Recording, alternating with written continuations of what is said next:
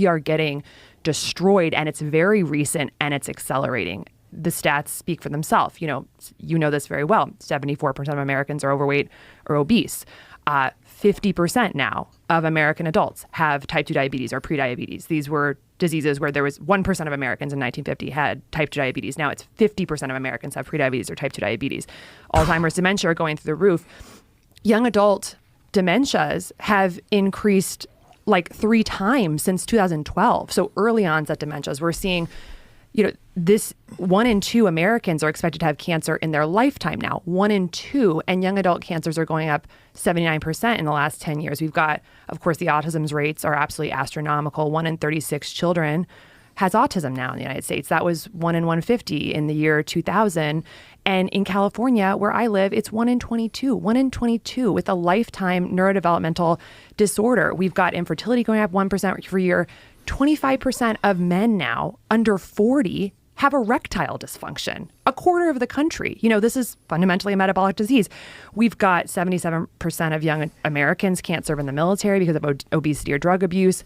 We've got autoimmune diseases. Some studies are saying they're going up 13% per year.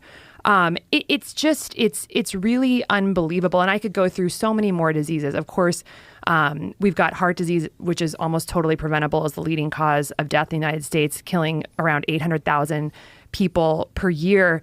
And I think as I kind of just looked around, and again, these are just statistics, I started trying to put the pieces together.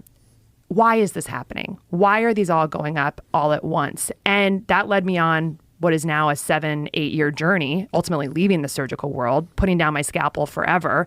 Because what I realized is that when you go to the science with a root cause perspective, you go back to PubMed with a slightly different perspective, not how do I treat these diseases once they emerge, but why are they happening?